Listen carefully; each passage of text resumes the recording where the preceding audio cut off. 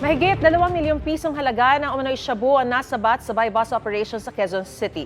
Paliwanag ng naarestong suspect, ipinaabot lang sa kanya ang droga kapalit ng pera.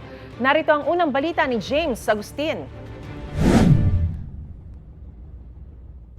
Lumapit ang dalawang operatiba na nagpanggap na buyer sa isang sasakyan na nakahinto sa bahaging ito ng Commonwealth Avenue sa Quezon City na magkaabutan ng item at pera at nagbigay ng hudyat ang nagkunwaring buyer.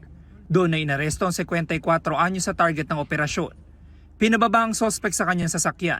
Itong tao na ito is nagde-deliver ng illegal na droga dito sa Quezon City, sa Caloocan at sa ibang parte pa ng southern part ng Metro Manila at ganun din sa Cavite.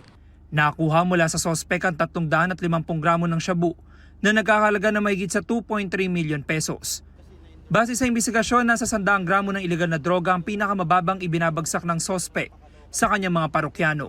Kaya niya magbigay kahit hanggang 1 kilo base sa order sa kanya ng kanyang parokyano. Hindi siya nagde-deliver ng paisa-isa. Kumbaga, kung ano yung dadaanan niyang lugar na may kasabay siyang order, saka siya magbibigay doon sa lugar na yun. Dati nang naaresto ang suspect sa Bacoor, Cavite dahil din sa pagbebenta umano ng droga. Aminado siyang may nakuhang droga sa kanya, pero anya ipinaabot lang daw kapalit ng pera. Magbagong buhay ba? Hindi na uulitin to. Pero may nakuhang droga?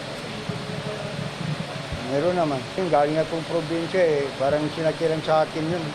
Sinampa ng suspect ng reklamong paglabag sa Comprehensive Dangerous Drugs Act. Ito ang unang balita. James Agustin para sa GMA Integrated News.